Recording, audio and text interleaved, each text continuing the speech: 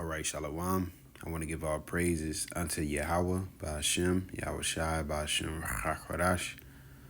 Also want to give double honors unto the apostles, elders, and bishops of Great Millstone. Blessings and salutations unto the elect of Yasharallah, as well as the hopeful elect, the Akim out there enduring this truth across the four corners of the earth, preaching and prophesying in these last days through the spirit of Yahweh, BAHASHAM, YAHAWASHI, in truth and sincerity, as well as the men and women that follow, and those who might look like the other nations but are of the nation of Israel on their father's side by blood. And I wanted to go into, counsel. So when it comes to counsel, I had did this lesson last night, and it was kind of still on my spirit because it was like I was missing some things. And when it comes to counsel, you gotta have faith. Yahweh BAHASHAM YAHAWASHI.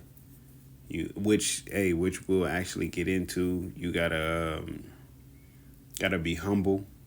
Gotta be somewhat vulnerable. All right. And what I mean by somewhat vulnerable, in order for you to go to somebody, you got to be humble. You got to be vulnerable to let them know what's going on, to be willing to take their advice, which also you have to be honest. Counsel should be honest. All right. When you're going to when you're going to get advice from someone, it should be honest on both ends. What you need advice on, and then the advice that they're giving you. And that's what this chapter, a portion of it, kind of goes into. Who you getting counsel from? Is it for you from them or just for them? All right. Is they the opposite of what you need to be seeking counsel for? Do you trust in yourself? Do you trust in the Heavenly Father? All right. And then do you trust counsel? So we're going to touch on a few of those things reading within this chapter. It says Ecclesiasticus 37:7. It says, every counselor extolleth counsel, but there is some that counseleth for himself. Beware of a counselor, and know before what need he hath, for he will counsel for himself, lest he cast a lot upon thee, and say unto thee, thy way is good, and afterward he stand on the other side to see what shall befall thee. So when you're going to get counsel from somebody, you got to make sure that they're not counseling for themselves, in it for they're in it for their own benefit, in the sense of are they direct you in the right path, right? So I don't necessarily want to bring up any of these camps, but based off of the way that they're operating, all right, according to the scriptures, is just off. So someone going to someone in IUIC seeking counsel about the name, maybe they new to it and they ran across a GMS video and realize or feel like the name does matter, right? Well, if they go and seek counsel, if they should teach that name or not, that counsel is going to be off, because they teach that the name really don't matter. They teach you can call them Christ. All right, so that's a counsel for themselves. All right, and what I mean by themselves, the ones who are ever in the higher up to where they're seeking counsel. Okay, but that's off, right? Because that's not his truth. Christ is not his name. Jesus is not his name. All right. The Most High is just a title which we use here and there. But if we're calling on a name, we're calling on the name, not upon a title. Okay. I ain't never heard nobody. They don't. Hey, I know it's not necessarily, them calling on a name, but when they need Batman in Gotham City, they put the bat signal up. All right. They don't put an eagle signal up. They don't put a parrot symbol up. They put a bat signal to, hey, Batman, we need you right now. All right. So, yes, when you're seeking counsel, you want to make sure it's in your best interest, And it's going to kind of get a little bit into that a little bit more. It says, consult not with one that suspected thee, and hide thy counsel from such as envy thee. Yeah, because you never know. Somebody, like, once again, it could be into their own benefit. All right, put you in a position for you to fall, and, replace you, take your spot, whatever the case is. And like I said, at a point in time, I didn't, because as I was meditating upon redoing a lesson, I was thinking about the Sanhedrin, and they would have, I believe it was 73 members, if I'm not mistaken. So there was like an odd, it won't seem like there was any conspiring going on for counsel to swing one way or another. Because if it come down to it and it's, even, all right, 36 on each side, where that extra person was to sway the counsel, pretty much. But at a point in time, there was honesty, there was honor, there was dignity, and we know we live in the day and age, and we come a long way far as, being populated upon this earth away from what it used to be like. And that's, part of the reason why the Lord has to cleanse this place and reset it, because everything is all out of whack and out of order, man.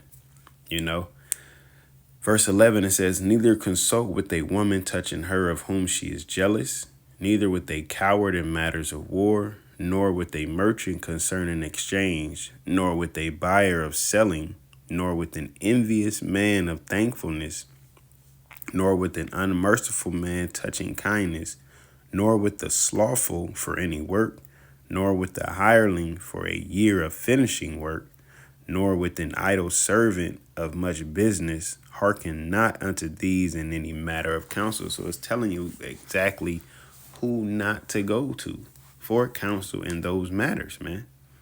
Okay, how are you going to go to a coward in the matters of war? How are you going to go to a slothful person about work? They're slothful. They're sluggard. They're lazy.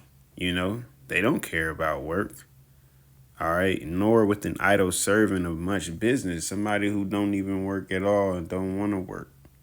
Okay, hey man, I got this business plan. His mind is made up pretty much.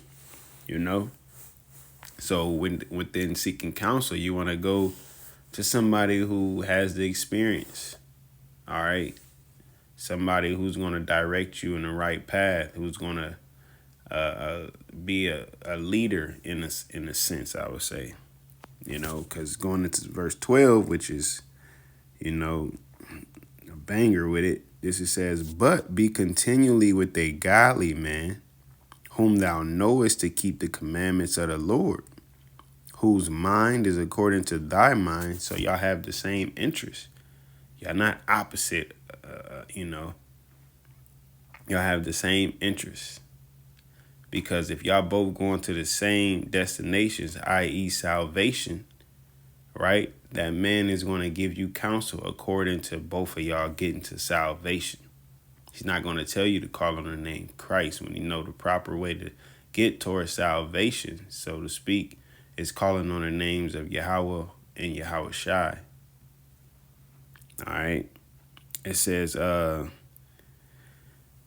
who mind is according to thy mind, and will sorrow with thee if thou shalt miscarry. So if things go bad, right, or if counsel, if it doesn't work out as planned, they'll be right there with you. They won't be like it said earlier in verse 9, right? It says, and say unto thee, thy way is good, and afterward he stand on the other side to see what shall befall thee. Yeah, he's not in it with you. He's just, giving you some advice to see what happens. Right? It says, and let the counsel of thine own heart stand, for there is no man more faithful unto thee than it. For a man's mind is sometime want to tell him more than 7 watchmen that sit above in an high tower. So you have to trust in yourself as well, right? You're not going to seek counsel for every little thing. I shouldn't have to seek counsel and ask a brother if I should wake up. Should I wake up 30 minutes earlier than I normally do to make it to work on time, or so I won't have to rush? That's something you should be able to, you know, organize on your own. All right.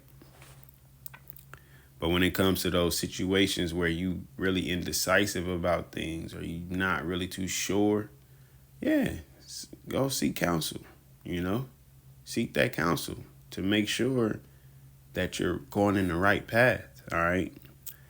It says, verse 15, it says, and above all this, pray to the Most High that he will direct thy way in truth. That is very important, you know, because if you're going to seek advice from someone, you know, at the end of the day, they're human like you are. All right. They're going to give you their advice based off experience, you know, and ultimately off of the scriptures, which that's why I said both parties got to be honest, and you got to be able to trust them. Now, if you go and seek advice and you do your own thing, then you did your own thing, you know. But at the end of the day, when it comes to this path, you know, you got to pray to the Most High that he direct your way in truth, man. Okay. Verse 16, let reason go before every enterprise. Really calculate, check out the variables, consider the things or the people that's involved, right? Before you just go and do something. It says, and counsel before every action, you know? So it's important to seek counsel so you're directing yourself accordingly. Okay. All right. And then within that, you got to, like I said, you got to be honest. You got to be somewhat vulnerable, and you got to have faith, and you got to trust. All right, in that person, in YAHAWASHI, you know, trust that the Lord is speaking through that person when it comes to being continually amongst a godly man. Like it said, one whom thou knowest to keep the commandments of the Lord. I'm not going to go to any of these camps for anything, you know. But there are some people do that. They watch this camp, that camp, this camp, that camp, and I like no, you gotta whom keep the commandments of the Lord. That's the one who you should be getting advice from, you know, and instructions and things, man. So I just wanted to touch on that through the Spirit a little bit. Lord willing, you was edified, and Lord willing, we're allowed to endure unto the end. Once again, I want to give all praises unto Yahawah, BAHASHAM, YAHWASHI, BAHASHAM, QADASH. Shalom.